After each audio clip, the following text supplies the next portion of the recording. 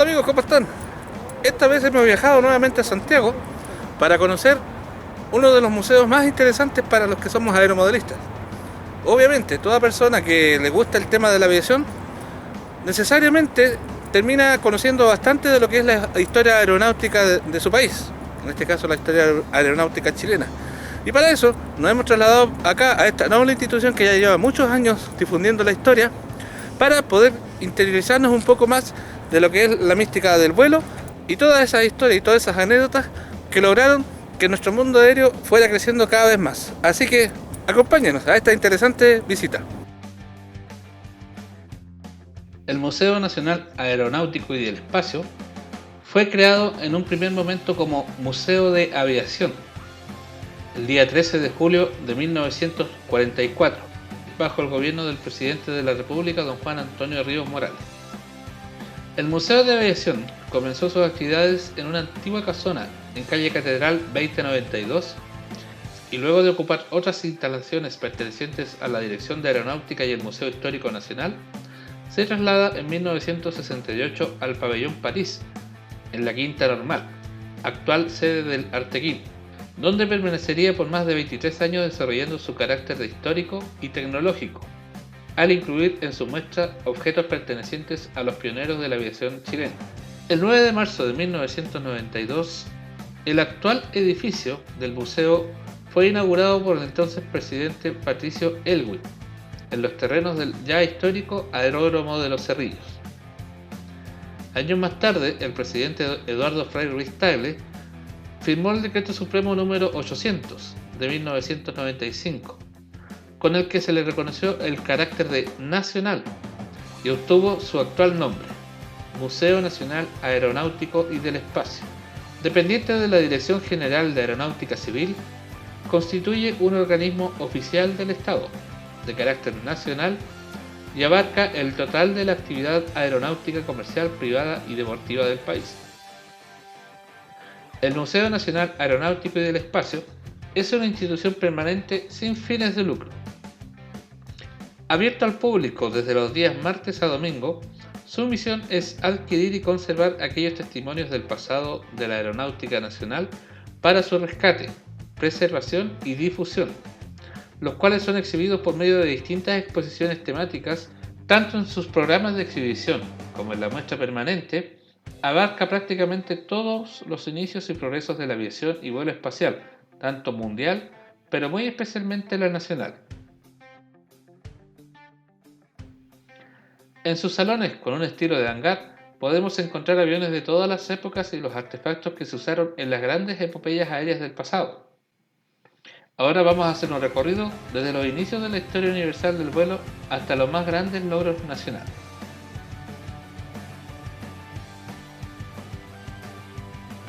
La muestra se inicia con un análisis del desarrollo del ala en forma natural a través de la evolución hasta llegar a la técnica aeronáutica de nuestros días y sus medios de impulso. El origen de la aviación se remonta al hombre prehistórico, cuando levantó la vista y observó el vuelo de las aves, y así nació su deseo de imitarlas. En registro de casi todas las épocas de la historia de la humanidad, incluso en la mitología de varias culturas, el vuelo se encuentra asociado a seres superiores, los cuales muchas veces son representados con alas, al igual que los dioses antiguos y los ángeles en las épocas más modernas.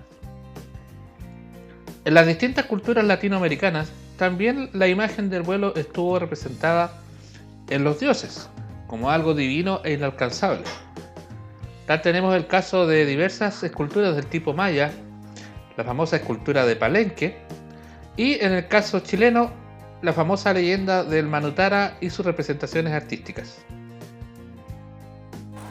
Después de todos esos sueños y mitologías de las antiguas culturas, tuvimos un tremendo periodo en que el deseo de volar solamente fue una forma experimental absolutamente sin sentido, donde muchas personas perdieron la vida intentando volar con aparatos que definitivamente no tenían ningún fundamento científico, basado solamente en suposiciones, hasta que llegó el gran Leonardo da Vinci a principios de los años 1500, ya con conceptos científicos bastante cercanos a lo que es el vuelo moderno, especialmente en sus estudios en base al vuelo de las aves y las formas especialmente del ala.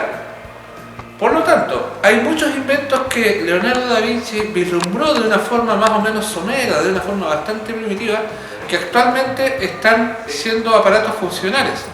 Tenemos por ejemplo el caso del paracaídas, el caso de las mismas alas de los aviones y esbozos de helicópteros, de alas rotatorias.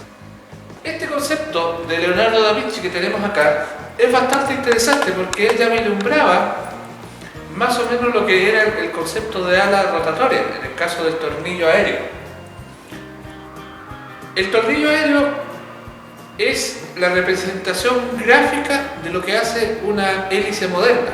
La palabra hélice tiene que ver directamente con la forma del recorrido que hace una propela en el aire, que se va, entre comillas, atornillando. Bueno, ya sabemos que hace tracción hacia adelante por un efecto físico de Bernoulli, pero el concepto es interesante porque aquí ya lo estaban vislumbrando, o sea, se estaba considerando el aire como un fluido en el cual se podía incidir para realizar el vuelo en una forma más o menos eficiente.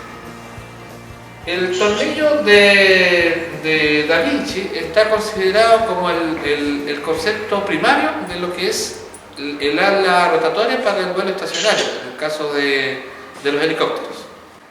En la época de los 1600, a fines de los 1600, Besnier empezó a experimentar con el tema de las alas propiamente tal, e incluso llegó con un concepto que es bastante moderno, que se usa en el tema de las alas deltas, que fue también la base en la que Lilienthal empezó a hacer sus trabajos. Obviamente ninguno de estos inventos era viable, ¿ya? Y la persona que intentaba hacer este tipo de experimentos por lo general terminaba herida muy grave o muerta, porque no tenía ninguna capacidad de control ni sustentación como la conocemos actualmente. A fines de los 1600, ya el padre Lana Terzi empezó a usar los conceptos de flotabilidad, de máquinas flotantes, más que de máquinas aladas. Y en ese caso él esbozó este diseño que le llamó el barco volador, que era una barca literalmente asociada a 4 globos que nosotros los conocemos actualmente como globos aerostáticos. Obviamente esos eran inflados por gas y comandados por una vela. Él tenía ese concepto de navegación marítima, ya, pero llevada hacia arriba, cosa que después con el tiempo fue real. O sea, gran parte de los grandes avances de la navegación marítima se trasladaron también al avión y también en parte a la forma estructural de los aviones. En este lugar de acá tenemos el planeador tripulado del señor George Cowley. El señor Cowley tenía el primer vuelo que fue confirmado en formato de un planeador. Él logró en forma bastante intuitiva ver el tema de un centro de gravedad correcto y logró ya aproximarse a las proporciones de los aviones modernos. La base del trabajo que él hizo, nuevamente desarrolló una serie de nuevos creativos que empezaron a trabajar fundamentado en este éxito inicial, que es un rústico planeo que se hizo en esa ocasión. Luego, a raíz de ese pequeño éxito inicial que se empezó a difundir a modo más que nada de rumor en esa época, porque obviamente no existían métodos de comunicaciones muy efectivos, se empezaron a crear versiones aproximadas de lo que podía ser una máquina voladora, como en este caso. Obviamente una máquina que no tiene mucho fundamento científico, que definitivamente no voló. Pero el señor Miller creó, en base a los diseños de Da Vinci y los conceptos de planeo, esta máquina, que era un ornitóptero, con el cual logró realizar un típico planeo, muy terrorífico por lo demás, que lo llegó a concluir que la fuerza humana era incapaz de lograr el vuelo por sus propios medios. Por lo tanto, dejó cimentado el fin del intento de tratar de volar por la propia fuerza humana, como fue hasta este momento la tónica, intentar que el hombre por sus propios medios, por su fuerza muscular, imitara las aves. Obviamente eso ya sepultó esa idea y empezaron las experimentaciones en una forma ya más seria, ¿ya? Un poco más basada en el fundamento científico. Luego, en 1848, William Samuel Henson diseñó este aparato, que era una máquina propulsada preferentemente por máquinas de vapor, con las propulsiones más o menos ya cercanas a lo que es el modelo moderno, pero definitivamente era una máquina que no tenía la potencia ni la capacidad de volar de forma eficiente. La importancia de la máquina de Henson es que él introdujo ya el concepto de la hélice moderna, en este caso una hélice de tipo propulsora, que permitía que el modelo avanzara por lo menos en tierra gracias a la potencia del impulso de esas hélices, que después empezaron a ser estudiadas y diseñadas de una forma un poco más eficiente. Luego, en 1783, los hermanos Montgolfier por primera vez lograron elevarse desde la superficie terrestre por medio de los famosos globos aerostáticos. Los globos aerostáticos funcionan en el principio de la dispersión que se produce por los gases calientes hacia arriba. Entendemos que los gases calientes al ascender provocan una fuerza que permite levantar bastante peso. Lo podemos ver incluso en forma curiosa cuando hay esos días soleados con mucho calor y pasa alguna bolsa a varios metros y cientos de metros de altura. Eso es producto del aire caliente que va expandiendo el aire que está dentro de esa bolsa, y la bolsa sencillamente se empieza a levantar. Es el mismo principio de esos peligrosos globos chinos que usan en algunas fiestas, que lamentablemente son muy lindos, pero son tremendamente riesgosos para el tema de los incendios forestales. Bueno, pero en este caso, los hermanos Montgolfier iniciaron una serie de ascensos y vuelos llevados solamente por el viento, y ellos son considerados los padres del vuelo aerostático. Hay un intento bastante curioso para intentar volar, que fue realizada por Bartolomé Lorenzo de Guzmán en la época de 1700. Él planteó por primera vez el concepto de la levitación magnética, que es muy usado actualmente en los trenes de alta velocidad. ¿Qué es lo que él dijo? Que si lograba poner dos fuentes magnéticas opuestas, lograrían levantar el aparato que los contenía. Obviamente era un concepto absolutamente equivocado, que no llegó a ninguna parte, pero dejó ya la idea cimentada, que ahora es ampliamente usada en el tema de los trenes de alta velocidad, que corren prácticamente flotando, sin contacto directo, sobre un riel. Luego, en el siglo XIX, a raíz del éxito de los hermanos Montgolfier y el planeo de Miller, empezaron a desarrollarse una serie de conceptos para intentar tener ya un vuelo en forma exitosa. Muchos pensando en la fama de lograrlo y otros también pensando en la idea de hacer negocio, porque vieron que el concepto tenía muy altas probabilidades, ya sea en el plano militar principalmente como en el plano civil. Obviamente muchos de esos conceptos terminaron en trágicos intentos que condujeron solamente a la muerte de su creador, como en este caso.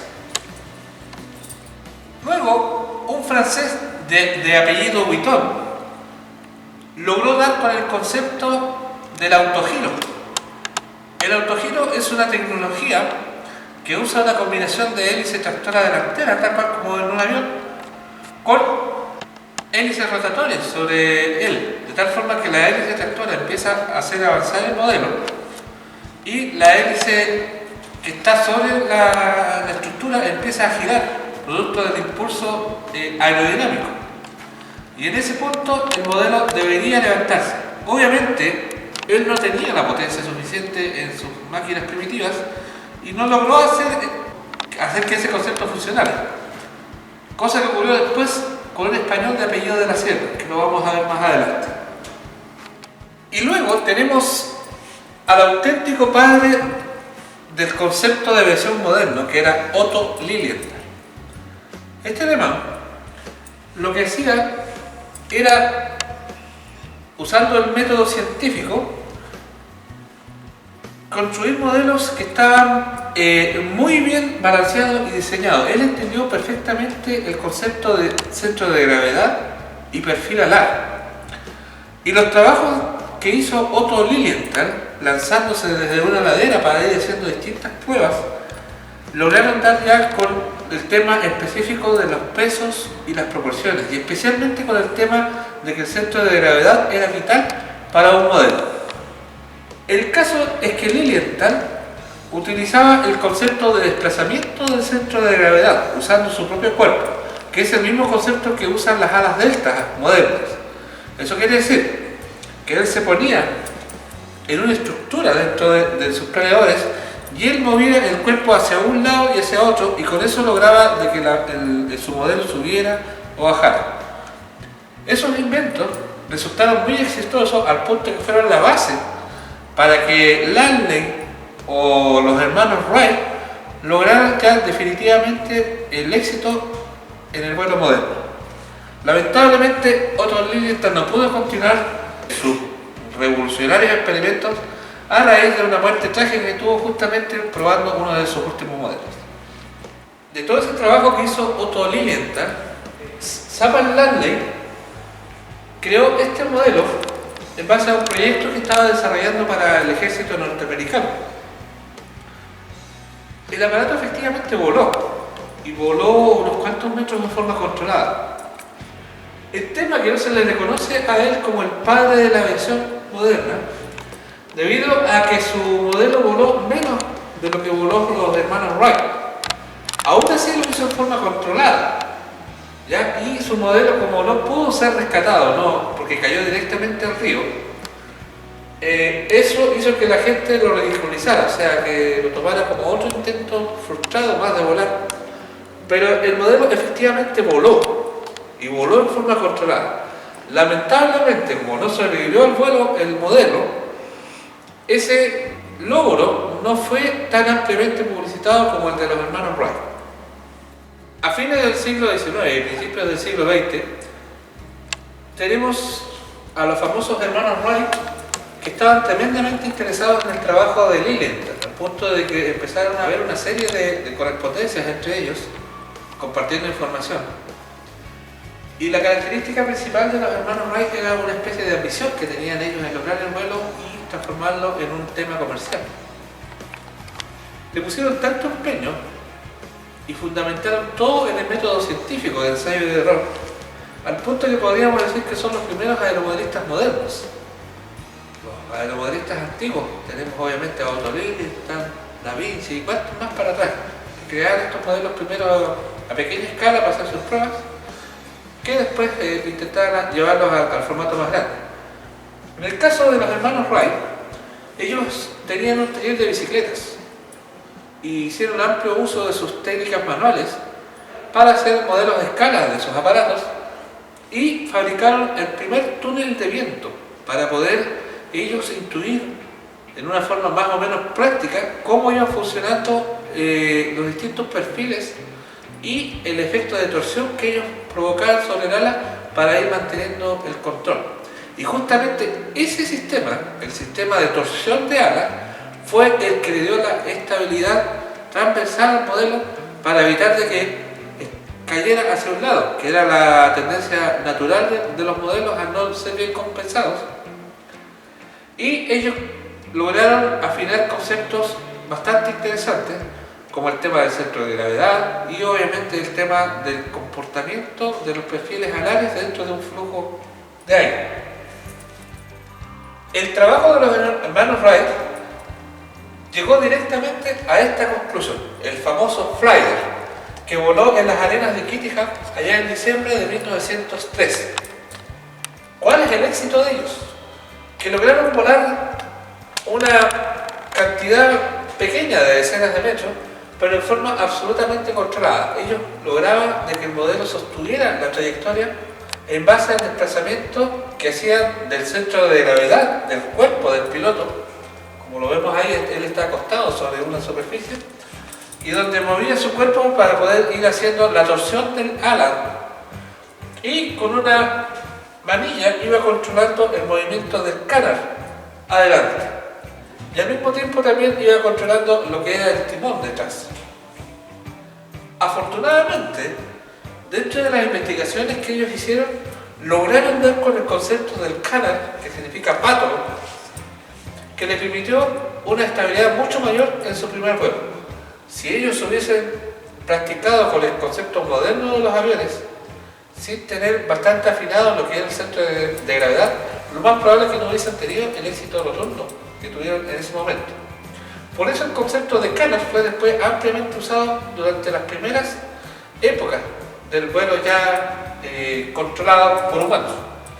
Si ustedes se dan cuenta, en las hélices del flyer, ellos mantenían todavía el concepto anticuado de la hélice, ya como una pala, literalmente, como una especie de remo rotatorio que impulsaba en el aire. O sea, aún ellos no establecían el tema del concepto, o sea, no trasladaban el tema del concepto del perfil angular a sus primeras hélices. Pero obviamente sí introdujeron conceptos bastante precisos en cuanto a equilibrio y balance. Dentro de toda esta carrera del vuelo, empezaron a competir dos tipos de tecnologías. Una era el vuelo de globos, que intentaron hacer experimentaciones de todo tipo para poder lograr un cierto control. Y el más exitoso de ellos fue nuestro gran héroe sudamericano Alberto Santos Dumont, que logró crear el concepto del diseño del dirigible, que significa que es un globo aerostático relleno con gas, el cual ya se le permitía sostener el control y ser dirigido hacia cualquier lado. Ya no dependían directamente del viento, sino que dependían de un control ejercido directamente por la persona. Para eso usó distintos diseños de motor a explosión y algunos experimentos más en cuanto al tema del desarrollo de la hélice. Luego Santos Dumont también se dio cuenta de que el concepto del dirigible tenía ciertas limitaciones, ya que los modelos, si bien lograban una flotabilidad natural, podían sostener el vuelo de forma natural, eran tremendamente susceptibles a las condiciones atmosféricas. Y Santos Dumont, a pesar de que los primeros modelos, después de los hermanos Wright, empezaron a ser bastante también influenciables por las condiciones atmosféricas, él logró captar que tenía un potencial enorme el tema del vuelo con los aparatos más pesados que el aire, como le llamaban en ese entonces a los aeroplanos. Y tuvo una carrera muy exitosa produciendo aeroplanos muy finamente construidos al punto que se le considera uno de los grandes de la aviación mundial, especialmente en el diseño de aeroplanos. Y Santos Dumont logró crear un modelo de aeroplano bastante exitoso, como es el 14 bis, con el cual ya fue reconocido como uno de los gigantescos aportadores de lo que es la historia de la aviación mundial. Obviamente Santos Dumont está considerado un héroe latinoamericano en lo que respecta a la aviación, un referente mundial y obviamente una figura máxima en Brasil. Dentro de los aparatos más livianos que el aire, tenemos estas gigantescas máquinas que son los colosales dirigibles alemanes del tipo Zeppelin, nombrados en honor a su inventor, creador y diseñador.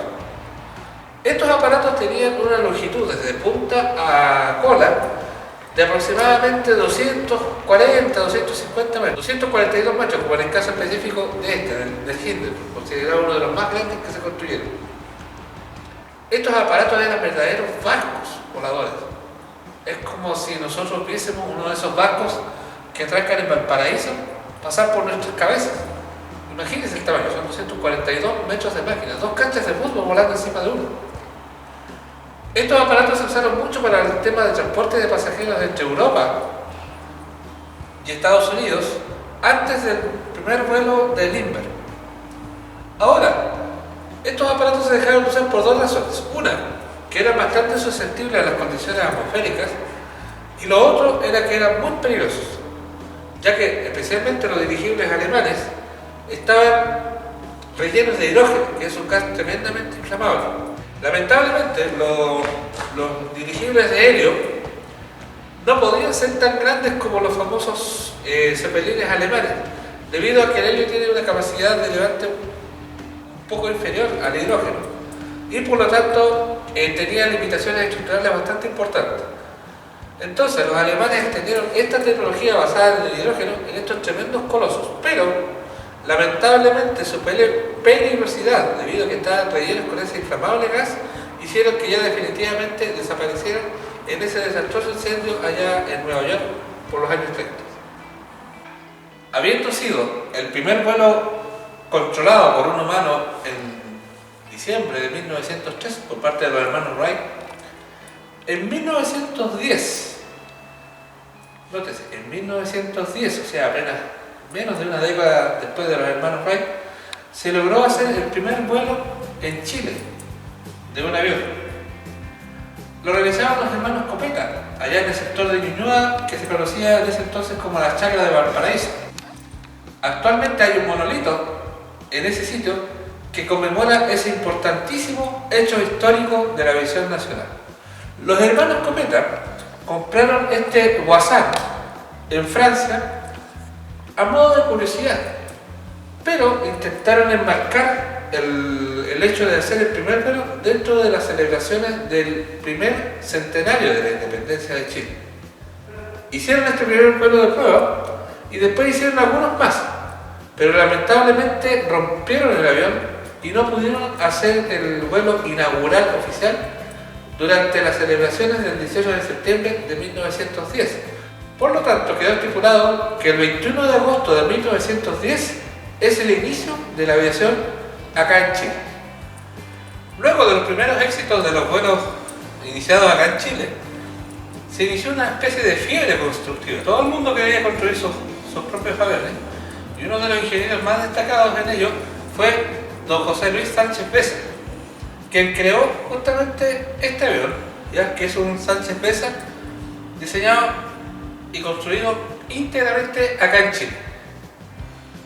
Luego del inicio de esa fiebre constructiva que empezó acá en Chile, obviamente la gente empezó a probar su temple y el poder de las máquinas, la resistencia de las máquinas. Y se empezaron a crear una serie de desafíos, y entre esos los más importantes fueron el caso de don David Fuente, que cruzó por primera vez el estrecho de Magallanes, conquistando definitivamente los cielos australes para Chile. Y tenemos también el caso de don Luis Omar Page, quien realizó varias demostraciones de vuelo nocturno, siendo uno de los primeros pilotos que realizaba ese tipo de disciplina de vuelos nocturnos acá a nivel latinoamericano. Dentro de las míticas máquinas que fueron usadas tanto por el ámbito militar como por el ámbito civil para cumplir diversos desafíos que se iban planteando, tenemos especialmente cariño los chilenos por esta máquina, que es el Blériot. El Blériot fue literalmente el aparato que impulsó a Chile en el logro de un montón de grandes objetivos. Por lo tanto, el Museo Aeronáutico encargó esta réplica exacta de un Blériot con todos sus detalles que nosotros podemos disfrutar en este momento acá en el sector de exhibición de aviación nacional. Es una máquina realmente magnífica, muy finamente hecha, y realmente uno puede entender la magnitud de la empresa de cada uno de esos desafíos que iban planteándose los pioneros aeronáuticos chilenos, ya que el piloto estaba directamente expuesto a la intemperie y a los elementos climáticos, y obviamente estas máquinas estructuralmente frágiles deberían haber sonado mucho, porque las riostras empezaban a tirar cada elemento, y los tirantes también, los tirantes metálicos. Así que imagínense el nivel de ruido que tenía el piloto entre el sonido de un motor que iba crepitando, no funcionando como los motores modernos, sino que haciendo de repente, dando sustos épicos a los pilotos por esa tendencia a parar que tenían, y especialmente porque el modelo crujía y sonaba de una forma bastante terrorífica en algún momento, ¿ya? Pero aún así ellos se daban el ánimo y se daban la valentía para poder ir desafiando tanto a la naturaleza como a los límites del ingenio mecánico. Acá tenemos un motor Ansani, que eran los motores que usaban los primeros aviones que llegaron acá a Chile. Como ustedes verán, es un motor muy rústico, muy sencillo y tremendamente inestable. El motor en sí no se paraba, pero producía una especie de cacofonía extraña, especialmente cuando era sometido a variaciones de G, ¿ya? O sea, a variaciones, a influencias de las fuerzas G terrestres. Por ejemplo, cuando el avión subía y quedaba en un sentido de sustentación, como cuando uno cruza, por ejemplo, un badén en un vehículo, cuando se le da esa sensación de mariposas en el estómago, el motor iba funcionando, ¿no es cierto?, haciendo un sonido característico de los motores. Y cuando subía, de repente, ¡pam, pam, pam!, le daba como que se iba a apagar. Así que el piloto instintivamente tendía a bajar un poquito para que siguiera llegando combustible a los cilindros. Imagínense si uno se preocupa cuando anda en un vehículo en la calle con sus 4 ruedas sobre el suelo y el motor está de repente fallando un poco y uno se preocupa. ¿Cómo sería el susto de ellos cuando estos motores en el aire, a varios cientos de metros, hacían ese tipo de sonidos extraños? Y no tenían la opción de bajarse y girar la hélice para echarlo a correr, obviamente, porque era la única forma que tenían de accionar esos motores. O sea, deteniéndose el motor en el aire, prácticamente tenían que confiar en que el aparato planeara sin motor hasta encontrar algún punto apto para aterrizaje. Por lo menos lo que a ellos les interesaba era no tanto salvar el avión, sino que salvar sus vidas. Lamentablemente se perdía la mayoría de las veces avión y piloto. Y justamente debido a que los pilotos estaban literalmente expuestos a todas las condiciones atmosféricas, imagínense en esos desafíos del sur, cruzando los Andes, o en los vuelos rutinarios, especialmente en la mañana, o a altas horas de la tarde, es que tenían que cubrirse con este tipo de prendas, principalmente hechas de cuero. El cuero lo usaban como capa superior, obviamente debajo usaban materiales de otro tipo, especialmente lanas y bufandas de todo tipo, para poder abrigarse y soportar las inclementes condiciones climáticas que, especialmente en invierno, azotaban la zona central y sur de nuestro país. Acá tenemos un buzo que usaban los primeros aviadores. Como ven, es completamente de cuero para poder estar totalmente aislado de las condiciones atmosféricas. Obviamente que ellos debajo se ponían un montón de otro tipo de ropa para poder ir haciendo diversas capas a fin de poder soportar las inclemencias del clima. Otro avión muy querido por todos los que amamos la aviación nacional es el famoso Bristol M1C.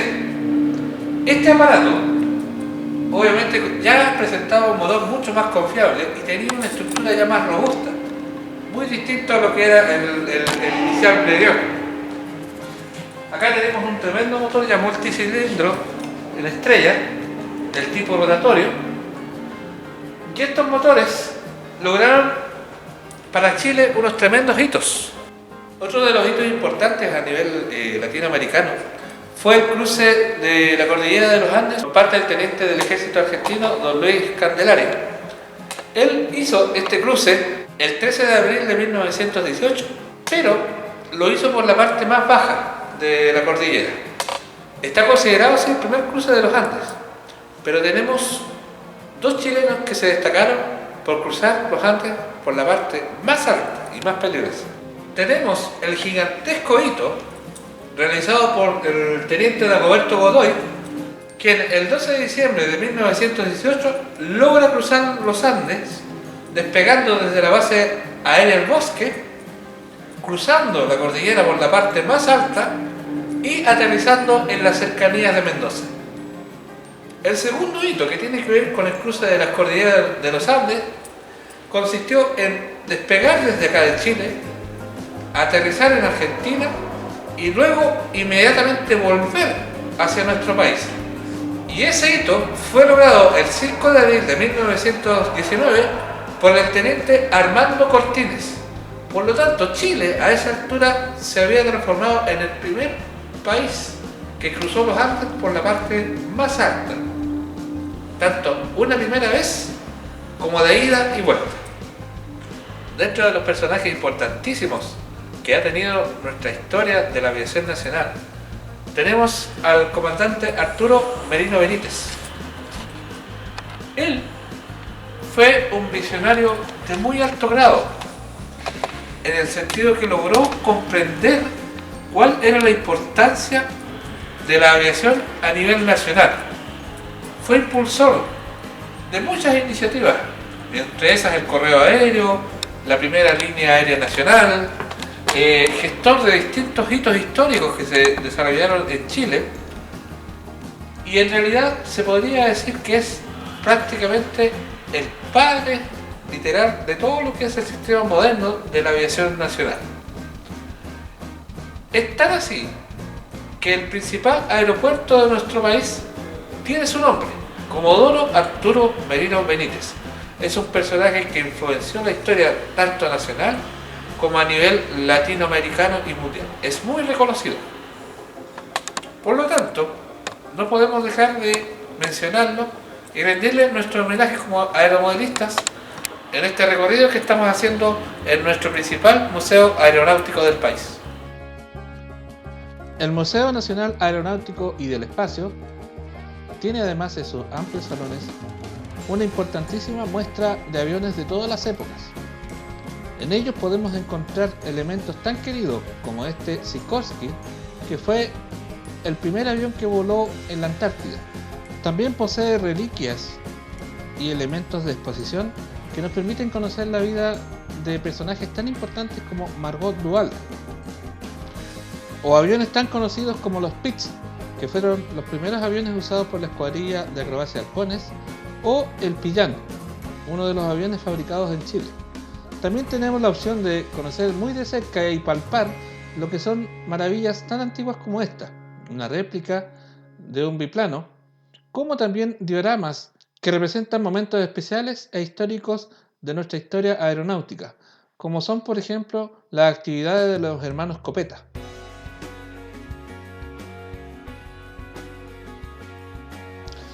Toda la exposición está respaldada por una amplia infografía que nos permite conocer detalles de cada uno de los modelos, ya sea de las réplicas a escala como los modelos reales que se encuentran en conservación.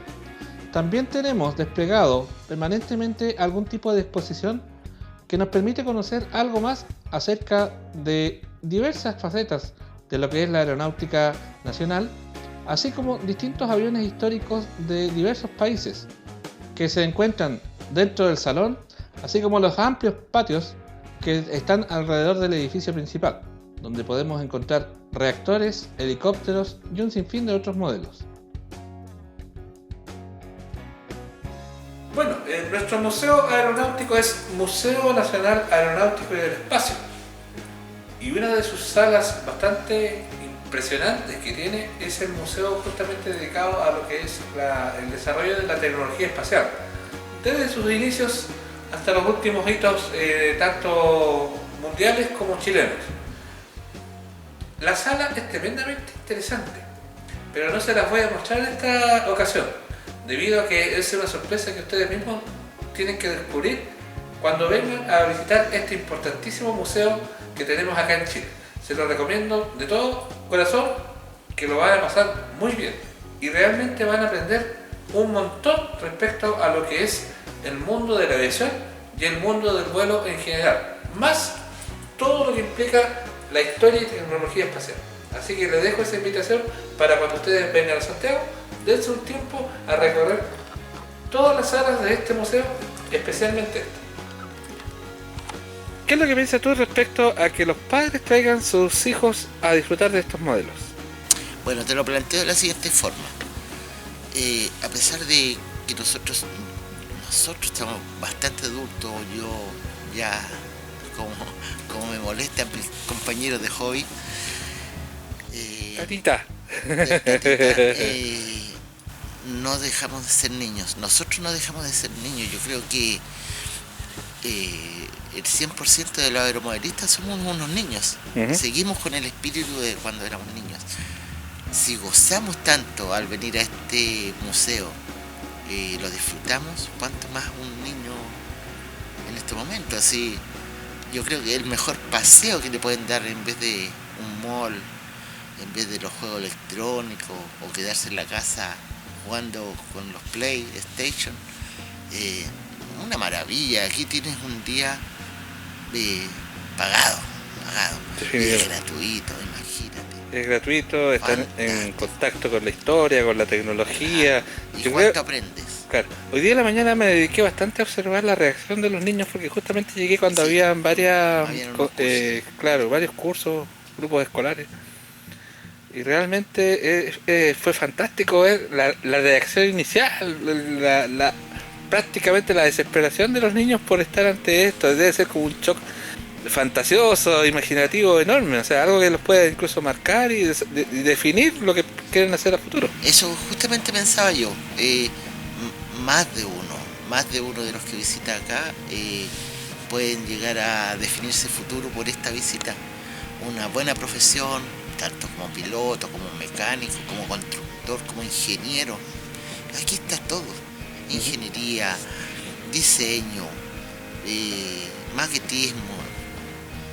Tú puedes plantear cualquier carrera profesional acá y los niños van a entusiasmarse. O sea, de hecho, más de alguno debe salir con su bichito. Con el bichito, con el veneno listo. Sí, sí. Y grande, grande. Bueno, los museos están hechos para eso. Claro. Ahora recordemos que el mundo aeronáutico no solamente es ser piloto, ser mecánico, ser piloto militar, sino que tiene un montón de otras facetas. Entre eso, el tema de los sobrecargos, las personas que atienden arriba de los aviones, los controladores aéreos, personal de aeropuerto, un sinfín de otras actividades anexas que trae el mundo de la industria, mejor dicho, de la aviación en general. Aviación comercial, sí, correcto. Claro. Tanto la comercial como la civil y la militar. Tiene muchas ramas y yo creo que cada una de esas personas, si llega por casualidad a un trabajo así o lo hace por vocación, aprende a disfrutar lo que es el mundo aeronáutico, no solamente en volar, sino que prestar servicio. Claro. Sí. Bien, gracias por tu Gracias a ti opinión. por el programa, fantástico, espero que lo sigas haciendo. Soy un admirador de eso. Siempre pensé que alguien que tuviera la capacidad de hacerlo lo plasmara, y veo que tú lo estás haciendo y lo estás haciendo bastante bien, así que todo mi apoyo cuando quieras, ya lo planteamos, así que puedes contar conmigo de acá de Santiago para tus cosas de allá de Huasco. Cuando tú no puedas venir, yo voy a estar apoyándote. Bien, muchas gracias. Nos estamos viendo y saludo a todos los que nos están viendo, a los aeromodelistas, a los amantes de la aviación y a las personas que se interesan por nuestro tema, que creo que es bastante. Adiós. Adiós. Y bien, hemos logrado conocer una de las instituciones insignes de lo que es la Institución Aérea Nacional, que es la custodia de todos nuestros tesoros históricos que tenemos en nuestro país y también alrededor del mundo, ya que hay modelos que han sido donados por distintas instituciones a nivel internacional que están presentes acá a modo de que todo el mundo pueda disfrutar de ellos. Definitivamente es un tremendo paseo que ustedes tienen que hacer obligatoriamente con sus hijos cuando vengan a Santiago o de provincia, y obviamente los que están en Santiago aprovechen esto porque es una instancia realmente enriquecedora. Los esperamos la próxima semana. No olviden suscribirse a nuestro canal y darle like si te gustó realmente el capítulo. Así que esperamos todas tus ideas y los videos de los vuelos que vayas haciendo tú con tus modelos que ya estás construyendo. Nos vemos hasta otro nuevo capítulo del universo del aeromodelismo.